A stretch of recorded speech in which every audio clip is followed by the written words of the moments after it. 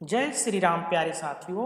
आज हम आपको सुंदरकांड की चौपाई पढ़कर साथ ही साथ उसका अर्थ बताकर वर्णन करेंगे। बहुत ही सुंदर सुंदर चौपाइयाँ तथा बहुत ही अच्छे ज्ञान प्राप्त होते हैं। इस रोजमर्रा के जीवन में हम सुंदरकांड डेली नहीं पढ़ सकते हैं, लेकिन सुन जरूर सकते हैं। हम पढ़कर आपको सुनाएंगे, आप इसे सुनिए। नहीं टाइम है तो चलता छोड़ दीजिए, चलने दीजिए। कहते हैं सुंदरकांड पढ़ने जितना सुनने से भी लाभ प्राप्त होता है। आइए शुरुआत करते हैं। श्री रामचरितमानस पंचम सोपम सुंदरकांड। जामवंत के बचन सुहाए, सुनि हनुमंत हृदय अति भाए। तब लागी मोहि परख्यऊ तुम भाई, सही दुख कंद मूल फल खाई। जामवंत के सुंदर वचन को सुनकर हनुमान जी के हृदय को बहुत ही भाए। वे बोले, हे भाई, तुम लोग दुख सहकर कंदमूल फल खाकर तब तक मेरी राह देखना। जब लागी आवऊ सीता ही देखी, होही काजु मोहि हरस विशेषी। या कही नाई सबही कहूँ माथा, चलो हरस ही धरी रघुनाथा। जब तक मैं सीता जी को देखकर लौट ना आऊं, काम अवश्य होगा, क्योंकि मुझे बहुत ही हर्ष हो रहा है। यह कहकर और सबको मस्तक नवाकर तथा हृदय में श्री रघुनाथ जी को धारण करके हनुमान जी हर्षित होकर चले। सिंध तेरा एक भूधर सुंदर, कौतुक कूद चढ़े उताऊ पर। बारे बारे रघुबीर सभारी, तरके हूँ पवन तने बल भारी। समुद्र के तीर पर एक सुंदर पर्वत था। हनुमान जी खेल से ही अनायास ही कूदकर उसके ऊपर जा चढ़े और बार बार रघुवीर का स्मरण करके अत्यंत बलवान हनुमान जी उस पर से बड़े वेग से उछले। जहि गिरि चरण देई हनुमंता, चलो सोगा पाताल तुरंता। जिम आमोद रघुपति कर बाना, यही भांति चले हनुमाना। जिस पर्वत पर हनुमान जी पैर रखकर चले, जिस पर से वे उछले, वह तुरंत ही पाताल में धंस गया। जैसे श्री रघुनाथ जी का अमोघ बाण चलता है, उसी तरह हनुमान जी चले। आगे चौपाई देखिए। जलने दय रघुपति दूत बिचारी, मैं मानक हुई है श्रमहारी। समुद्र ने उन्हें श्री रघुनाथ जी का दूत समझकर मैनाक पर्वत से कहा, हे मैनाक, तू इनकी थकावट दूर करने वाला हो, अर्थात अपने ऊपर उन्हें विश्राम दे या इन्हें विश्राम दे। दोहा देखिए। हनुमान तेहि पर सा, कर पुनः कीन प्रणाम। राम काजु कीन्हे बिनु, मोहि कहाँ विश्राम। देखिए हनुमान जी कितनी प्यारी बात कह रहे हैं। हनुमान जी ने उसे हाथ से छू दिया, फिर प्रणाम करके कहा, भाई, श्री रामचंद्र जी का काम किए बिना मुझे विश्राम कहाँ। जात पावन सुत देवहि देखा, जाने कहूँ बल बुद्धि विशेषा। सुरसा नाम यहीं कहे माता, पठैन आई कहीं न तेहि बाता। देवताओं ने पवन पुत्र हनुमान जी को जाते हुए देखा। उनकी विशेष बल बुद्धि को जानने के लिए पृच्छार्थ उन्होंने सुरसा नामक सर्पों की माता को भेजा। उनसे आकर हनुमान जी से यह बात कही। आज सुरन मोहि दीन यहारा, सुनत बचन कहा पवन कुमारा। राम काज कर फिर मैं आवो, सीता कहे सुधे प्रभु तै सुनायो। आज देवताओं ने मुझे भोजन दिया है। यह वचन सुनकर पवन कुमार हनुमान जी ने कहा, श्री राम जी का कार्य करके मैं लौट आऊं और सीता जी की खबर प्रभु को सुना दूं। तब तावा बादन पैठऊं आई, सत कहूं मोहि जान दे माई। कौनेऊ जतन दे नहीं जाना, ग्रस न मोहि कहूं हनुमाना। तब मैं आकर तुम्हारे मुंह में घुस जाऊंगा, तुम मुझे खा लेना। हे माता, मैं सत्य कहता हूँ, अभी मुझे जाने दे। जब किसी भी उपाय से उसने जाने नहीं दिया, तब हनुमान जी ने कहा, तो फिर मुझे खा न ले। जो जन भरते ही बदानु पसारा, कपितानु कीन दुगुन विस्तारा। तोरा जो जन मुखत ही ठायो, तुरत पवन सुत बाती सभायऊ। जस जस सुर सा बदनु बढ़ावा, तस दूनि कपि रूप दिखावा। सत जो जन तेहि आनन कीना, अति लघु रूप पवन सुत लीना। बादन पैठऊ पुनि बाहिर आवा, मांगा विदाता ही सिरुनावा। देखिए, जैसे जैसे सुरसा मुख का विस्तार बढ़ाती थी, हनुमान जी उसका दूना रूप दिखलाते थे। उसने 100 योजन 400 कोस का मुख किया, तब हनुमान जी बहुत ही छोटा रूप धारण कर लिया। बादन पैठऊं पुनि बाहिर आवा, मांगा विदाता ही सिरुनावा। मोहि सुनन जेहि लागी पठावा, बुद्धि बल मारम तोर मैं पावा।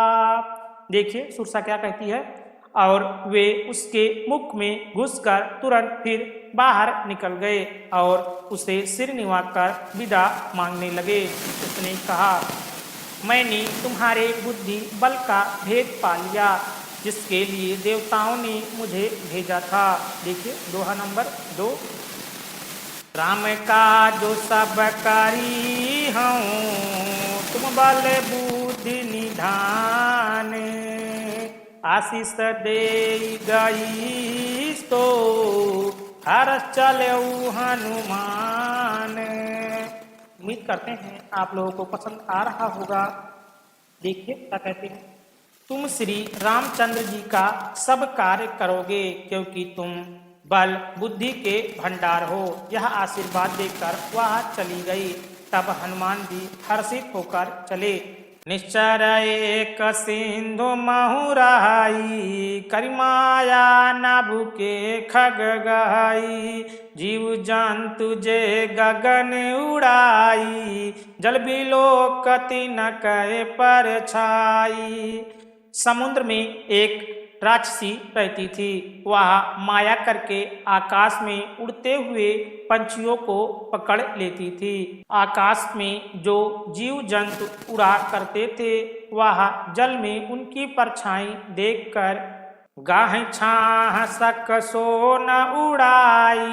यही विद सदा गगन चर खाई। तो छल हनुमान कहाँ कीना, तस कपट कपटुर तहि दीना। उस परछाई को पकड़ लेती थी, जिससे वे उड़ नहीं सकते थे और जल में गिर पड़ते थे। इस प्रकार वह सदा आकाश में उड़ने वाले जीवों को खाया करती थी। उसने वही छल हनुमान जी से भी किया। हनुमान जी तुरंत ही उसका कपट पहचान लिया। ताहि मारि मारुत सुत बीरा, भारत पार गयो मत धीरा। तहाँ जाई देखी मन शोभा, गुंजत चचरिक मधुलोभा। पवन सुत धीर बुद्धि वीर हनुमान जी उसको मारकर समुद्र के पार गए। वहां जाकर उन्होंने वन की शोभा देखी। मधु पुष्परस के लोभ से भंवरे गुजर कर रहे थे। नाना तर फल फूल सुहाए, खग मृग वृंद देख मन भाए।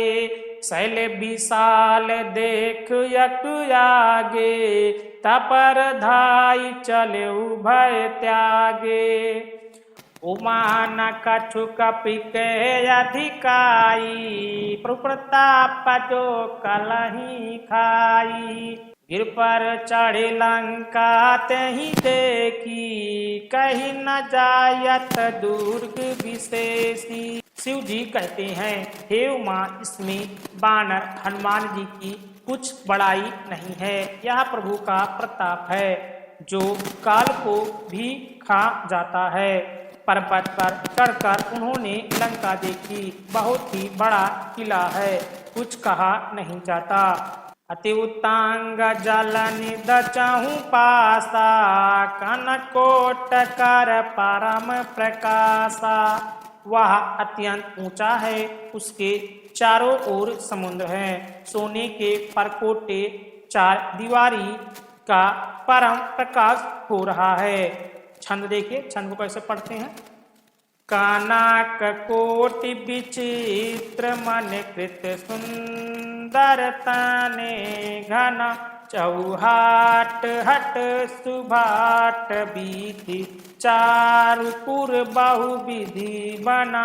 गजबाज खाचर निकार पद चरात, बरु तहि को गणे। बहुरूप निश्चर जूत, यति बल सेन बरनत नहीं बने।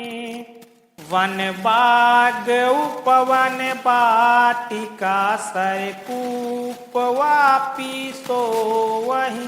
नर नाग सुर गंधर्व कन्या, रूप मुनि मन मोहि। कहुमाल देह विशाल, शैल समान यति बल गरजहि। नाना अखोरहि बीराहि, बहुविध एक एक तरजहि। देखिए, वन बाग उपवन बगीचे फुलवाड़ी तालाब कुएं और बावलिया सुशोभित है। मनुष्य नाग देवताओं और गंधर्वों की कन्याएं अपने सौंदर्य से मुनियों के भी मनों को मोह लेती हैं। कहीं पर्वत के समान विशाल शरीर वाले बड़े ही बलवान मल गरज रहे हैं। वे अनेकों अखाड़ों में बहुत प्रकार से भिड़ते और एक दूसरे को ललकारते हैं। करि जतन भट कोटहि, बिकट तन नगर चाहु दिस राखहि। कहु माहिष मानस धेनु, खर अजखल निशाचर भाक्षहि। यही लाग तुलसीदास, इनकी कथा कछु ये कहे कही। रघुबीर सर तीरथ सरहि, त्याग गति पैहि सही।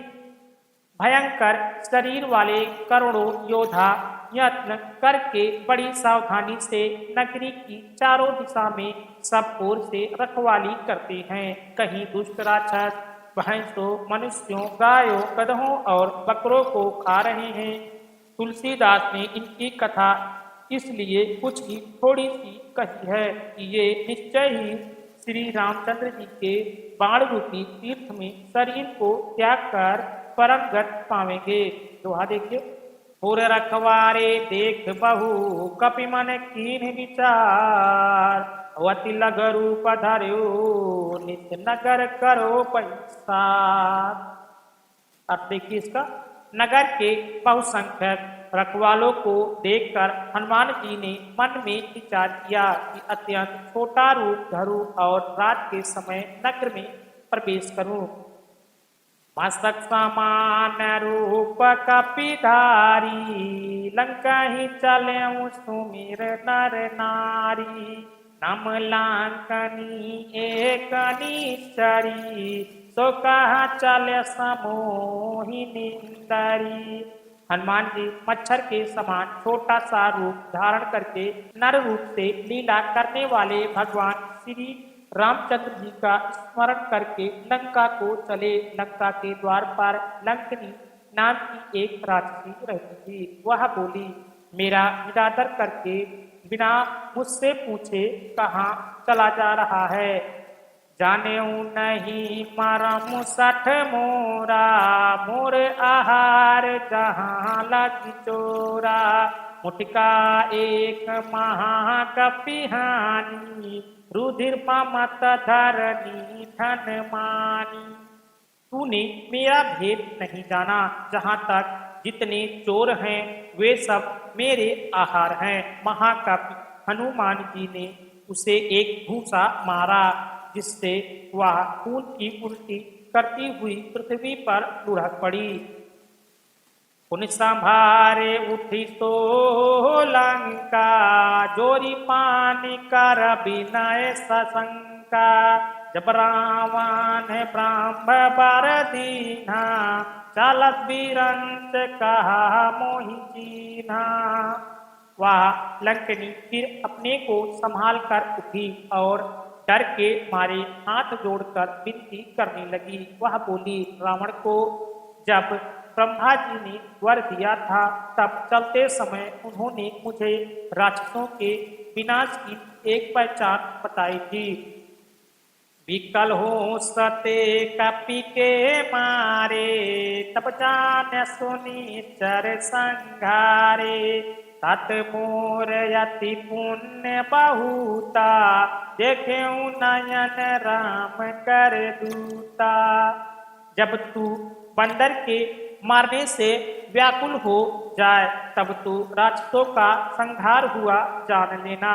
हे तात, मेरे बड़े पुण्य हैं जो मैं श्री रामचंद्र जी के दूत आपको नेत्रों से देख पाई। दोहा देखिए।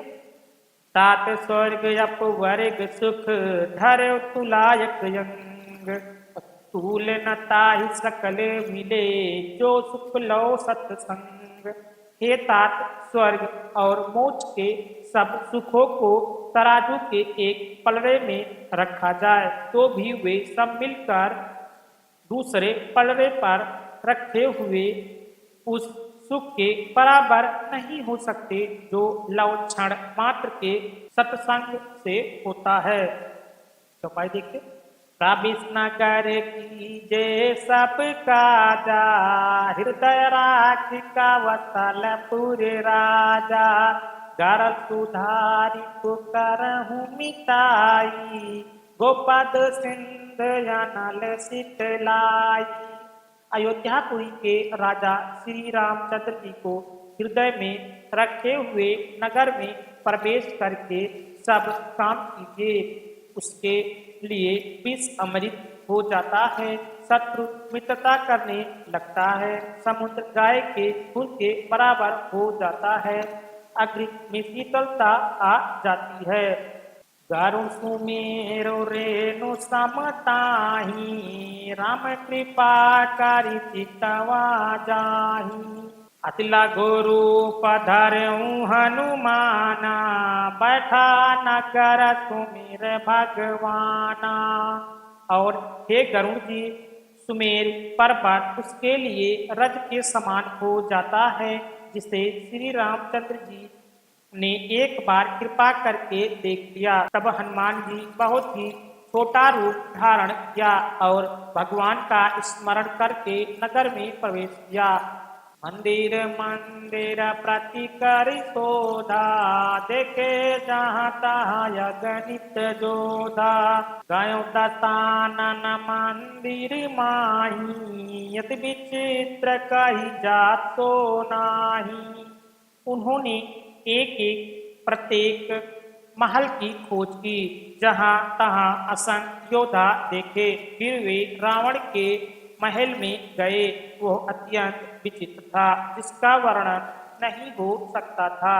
सायन किए देखा कपिते ही, मंदिर महु नदी पाए दे। भावन एक पुण्य दीक सुहावा, हरि मंदिर तहाँ भिन्न बनावा। हनुमान जी ने उस रावण को शयन किए देखा, परंतु महल में जानकी जी नहीं दिखाई दी। फिर एक सुंदर महल दिखाई दिया, वहां उसमें भगवान का एक अलग मंदिर बना हुआ था। दोहा देखिए। रामायोदयांकित गृहे, शोभा बरनी न जाए। नव तुलसी का वृंद तहाँ, देखी हरस कपिराए। वह महल श्री राम जी के आयुध, धनुष, बाण के चिन्हों से अंकित था। उसकी शोभा वर्णन नहीं की जा सकती थी। वहां नवीन नवीन तुलसी के वृक्ष समूहों को देखकर कपिराज हनुमान जी हर्षित हुए। लंका निसचर निकर निवासा, यहाँ कहाँ साजन कर बासा। मन माहू तारक करे कपिलागा, तेहि समय विभीषण जागा। लंका तो राक्षसों के समूह का निवास स्थान है, यहाँ सज्जन साधु पुरुष का निवास कहाँ।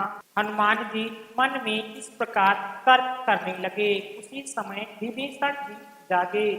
राम राम तेहि सुमिरन कीना, हृदय हरष कपि साजन दीना। ऐसन हठ करियहु पहचानी, साधु ते होई न कारज हानि। उन्होंने विभीषण ने राम नाम का स्मरण उच्चारण किया। हनुमान जी उन्हें सज्जन जाना और हृदय में हर्षित हुए। हनुमान जी ने विचार किया कि इनसे हट करके अपनी ओर से ही परिचय करूंगा, क्योंकि साधु से कार्य की हानि नहीं होती है, प्रत्यक्ष लाभ ही होता है। विपरूप धरि बचन सुनाए, सुनत विभीषण उठित आए। करि प्रणाम पूछी कुशलाई, विप्र कहूँ निज कथा बुझाई।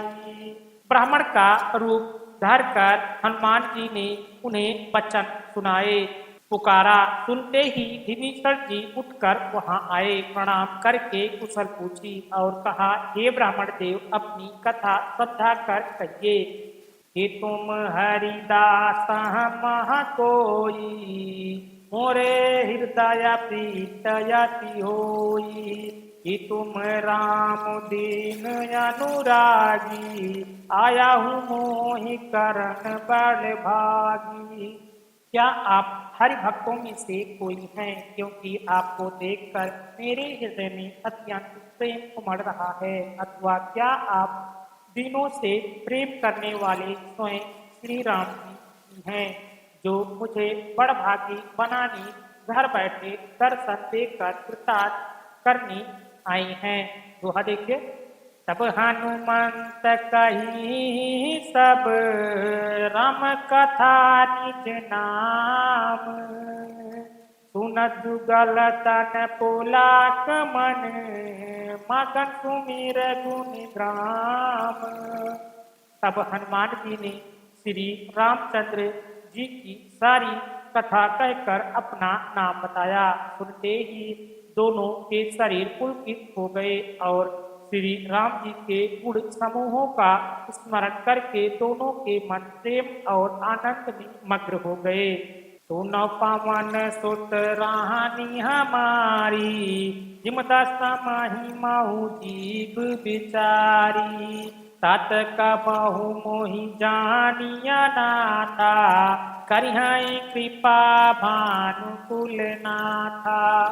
विभीषण जी ने कहा, हे पवन पुत्र, मेरी रहनी सुनो। मैं वैसे ही रहता हूँ जैसे दांतों के बीच में बेचारी जीव। हे तात, मुझे अनाथ जानकर सूर्यकुल के नाथ श्री रामचंद्र जी क्या कभी मुझ पर कृपा करेंगे? तामस तनु कछु साधन नाही, तेना पद सरोज मन माही। अब मोहि भा भरोस हनुमंता, बिन हरि कृपा मिलहि नहीं संता। मेरा तामसी राक्षस शरीर होने से साधन तो कुछ बनता नहीं और ना मन में श्री रामचंद्र जी के चरण कमलों में प्रेम ही है, परंतु हे हनुमान, अब मुझे विश्वास हो गया कि श्री रामचंद्र जी की मुझ पर कृपा है, क्योंकि हरि की कृपा से बिना संत नहीं मिलते हैं। बिना कहते हैं कि अगर भगवान की कृपा है तभी आपको साधु संत के दर्शन होंगे, अन्यथा नहीं होते हैं। वीडियो काफ़ी लंबा हो जा रहा है, इसलिए हम इस वीडियो को यहीं पे समाप्त करते हैं। आगे का सुंदरकांड अगली वीडियो में हम आपको ऐसे ही उच्चारण के साथ में गाकर सुनाएंगे। अगर हमारा वीडियो आपको अच्छा लगा तो वीडियो को लाइक करके चैनल को सब्सक्राइब जरूर करें। जय श्री राम दोस्तों।